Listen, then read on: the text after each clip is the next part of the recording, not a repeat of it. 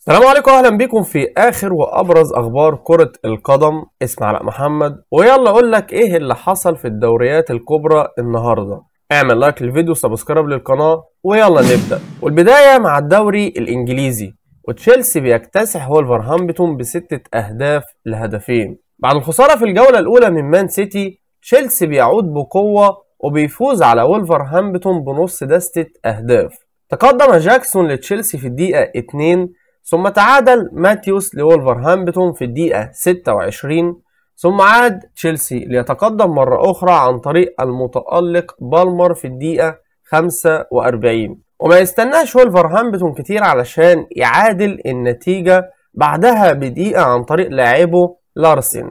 وفي الشوط الثاني نزل تشيلسي بيضغط بشكل قوي، وبيترجم ده عن طريق لاعبه مادويك اللي أحرز 3 أهداف متتالية في الدقايق 49 و58 و63. ثم اختتم مهرجان الأهداف العائد مرة أخرى جواو فيليكس، وأحرز الهدف السادس في الدقيقة 88. على الصعيد نفسه ليفربول بيفوز بهدفين لا شيء على برنتفورد.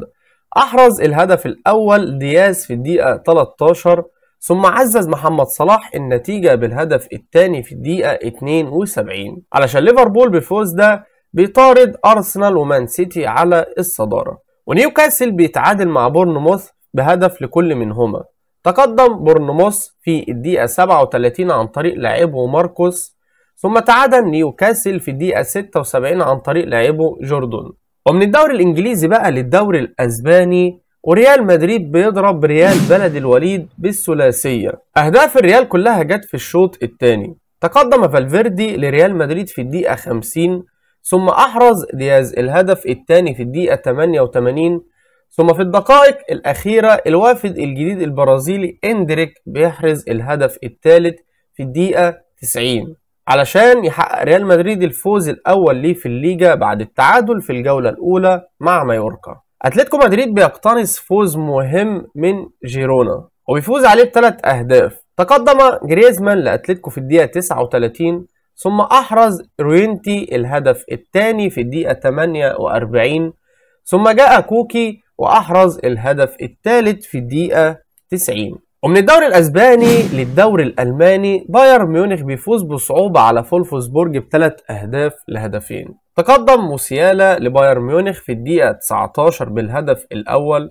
ثم تعادل فولفسبورج في الدقيقة 47 عن طريق لاعبه ماجير، ثم أحرز نفس اللاعب الهدف الثاني وهدف التقدم لفولفسبورج في الدقيقة 55. وبعد ضغط كبير من بايرن بيقدر يتعادل عن طريق جاكوب لاعب فولفسبورج اللي بيحرز هدف في مرماه في الدقيقة 65. وفي الدقيقة 82 جنابري بيظهر وبيحرز الهدف الثالث لبايرن ميونخ وهدف الفوز في أول مباراة في البوندسليجا. ومن الدوري الألماني للدوري الإيطالي، وروما بيخسر من إمبولي بهدفين لهدف. تقدم إيمانويل لإمبولي بالهدف الأول في الدقيقة 45، ثم أحرز الهدف الثاني اللاعب لورينزي في الدقيقة 60، ثم قلص روما الفارق في الدقيقة 80 عن طريق لاعبه إلدور. وعلى الصعيد نفسه نابولي بيفوز بثلاثية على بولونيا. تقدم نابولي في الدقيقة 45 عن طريق لاعبه دي لورينزو، ثم أحرز كفارة سيخيليا الهدف الثاني في الدقيقة 75،